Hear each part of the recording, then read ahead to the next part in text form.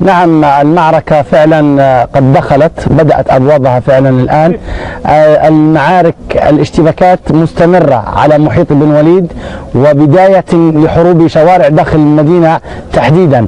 الأسرى الذين التقيناهم قبل قليل ذكروا أن المدينة منهارة كليا تريد الاستسلام، لكن وجود الكتائب من عدة أنواع، من الذين نزحوا من طرابلس سواء أو من تاورغاء أو من عدة جهات أخرى، هم موجودون في مدينة بن وليد، وهم الذين يتمركزون على الخطوط الأمامية.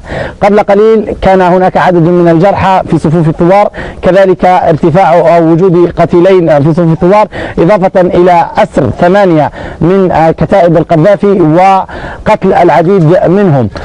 الأجواء اشتباكات مستمرة، والمهلة فعلا قد انتهت. هذه المهلة التي وضعها المجلس الانتقالي قد انتهت كليا، بدأ الآن الصراع الحقيقي، أو بدأت الحرب فعليا.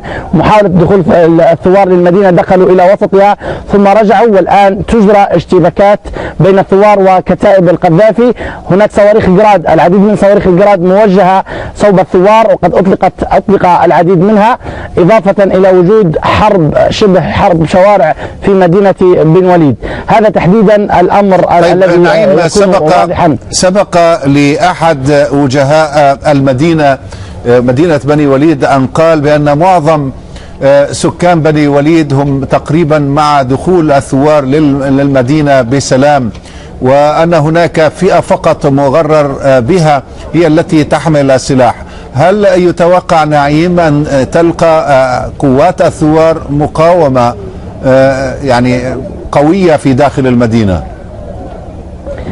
الأجواء الظاهرة الآن أمامنا أن الأعيرة النارية أو العتاد العسكري ثقيل لدى الكتائب الموجودة في بن وليد. ربما ستتحصل أو ستكون المقاومة شديدة نوعا ما، وسيكون هناك اشتباك وتكون فيه دماء واضحة، لأن الكتائب الموجودة لديها أعيرة عسكرية ثقيلة حسب ما ذكر شهود عيان في بني وليد، وحسب ما ذكر الثوار الذين واجهوا هذه الاشتباكات وتقابلوا مع الكتائب وجها لوجه.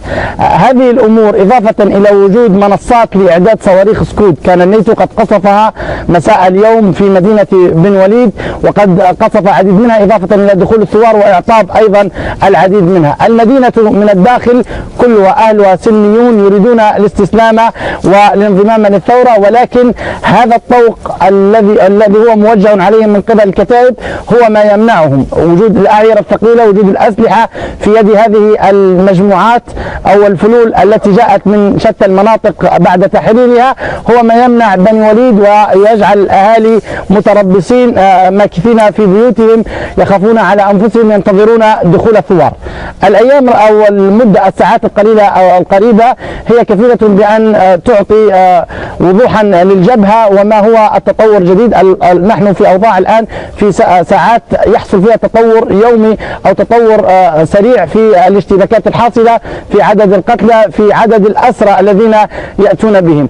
هناك أفواج من الثوار تتقدم إلى الجبهة الأمامية، هناك تربص أو تمركز كثير للثوار على مشارف بني وليد وفي بداية بني وليد، إضافة كما ذكرت إلى حرب شوارع الدائرة داخلها. نعيم العشيبي مراسل الجزيرة من بني وليد، شكرا لك.